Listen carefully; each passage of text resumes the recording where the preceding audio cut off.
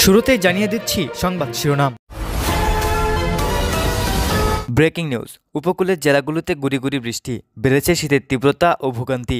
বঙ্গোপসাগরে সৃষ্ট নিম্নচাপের প্রভাবে উপকূলীয় জেলাগুলোতে শীতের মধ্যে থেমে থেমে গুড়ি গুড়ি বৃষ্টি হচ্ছে।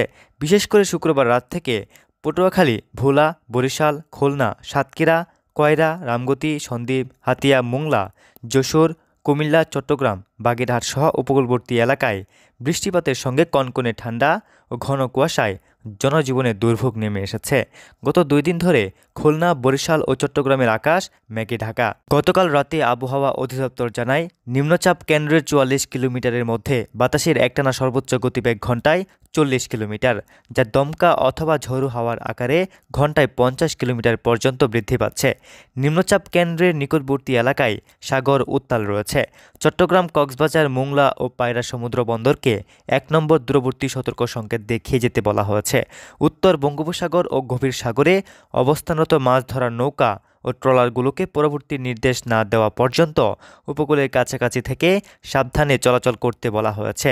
সেই সঙ্গে তাদেরকে গভীর সাগরে বিচরণ করতে নিষেধ করা হয়েছে। গতকাল সন্ধ্যায় আবহাওয়াবিদ AKM নাজমুল হক বলেন, এই লঘুচাপের কারণে পরবর্তী 24 ঘন্টায় খুলনা, বরিশাল ও ঢাকা বিভাগের কিছু কিছু জায়গায় এবং রাজশাহী, ময়মনসিংহ, সিলেট এবং চট্টগ্রাম সহ দেশের উপকূলীয় অঞ্চলে বৃষ্টির সম্ভাবনা রয়েছে। আর এমন অবস্থার অবসান ঘটবে আগামীকাল সোমবার। AKM নাজমুল হক জানান, আজ শনিবার পরিবেশ মেঘাচ্ছন্নই থাকবে। রবিবার ঢাকা সহ উত্তর অঞ্চলে কিছুটা সূর্যের দেখা পাওয়া যাবে, তবে সকালের দিকে না হলেও দুপুরের পর সূর্যের দেখা মিলতে পারে। আর পরিবেশের এমন গুমুট অবস্থার অবসান ঘটবে আগামীকাল।